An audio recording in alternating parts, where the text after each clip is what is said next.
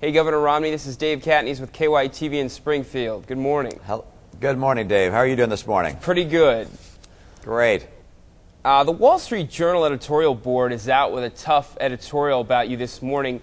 They say Republicans have a pretty good sense of where John McCain might betray them, but they say if Mitt Romney loses to Senator McCain, the cause will be his failure to persuade voters that he has any convictions at all. How do you respond to that?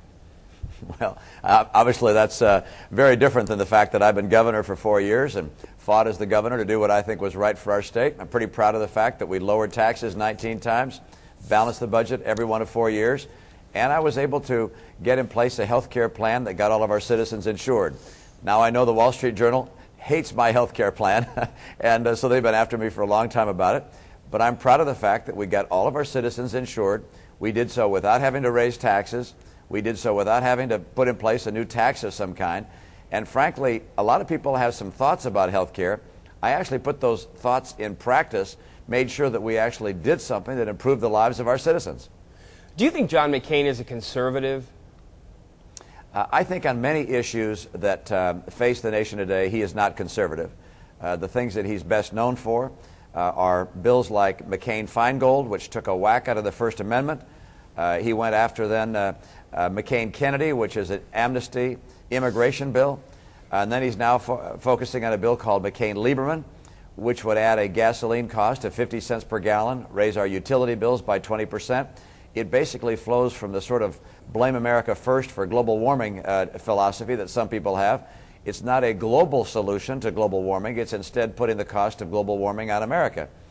It would cost us jobs, and it would not solve the issues of global warming. So I think on these issues that Senator McCain is simply too liberal, and I think America has learned that if we nominate someone who does not have a conservative vision for the future of this country, we often end up losing to the Democrats. Your top supporter here, Governor Matt Blunt, has said that a vote for Mike Huckabee means you're not really part of the race. Would you say that a vote for Mike Huckabee is a vote for John McCain? Oh, I think in most states that Mike Huckabee is not somebody who has a credible chance at this point to become the nominee. We had 7 contests. He won the first one. That was a caucus state, but South Carolina and Florida, 2 southern states where he'd hoped to do well. He did not do well in Florida. I think he came in 4th in Florida.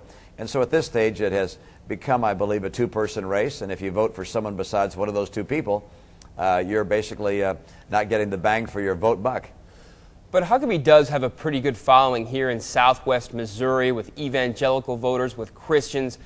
What's your best pitch to them now why they should pick you over Mr. Huckabee? Well, I guess the real question is, would they rather have me or would they rather have Senator McCain? Because at this point, I think virtually all observers looking at the race say it's going to be one of the 2 of us. They can, of course, vote for Mike Huckabee and feel good about their vote. But they're basically saying we're going to give the conservative vote, we're going to divide it in half, give some to Mike Huckabee, give some to Mitt Romney, and have the guy who said no to drilling in Anwar, no to Bush tax cuts, yes to cutting the First Amendment rights by McCain-Feingold, yes to amnesty for illegal aliens, and yes to 50 cents higher for gasoline prices. That's John McCain. I don't think Missourians want that to happen. Is Missouri a must-win for you on Tuesday, Governor? Oh, I don't think there are must-wins in this race. I think we're really trying to get all the delegates we can, each one of us. I know Senator McCain will get a number. I know I'm going to get a number. I think we're going to try and fight to get the number necessary to become the nominee. You know, you just came from the Reagan Library in that debate, and you and your rivals have frequently invoked President Reagan's name and legacy. So in the light of that, are you still proud that you claimed to be an independent during the Reagan years, as you once told Ted Kennedy? I've said time and again that Ronald Reagan got smarter and smarter the older I got. I supported President Reagan. I voted for President Reagan. President Reagan is a hero of mine.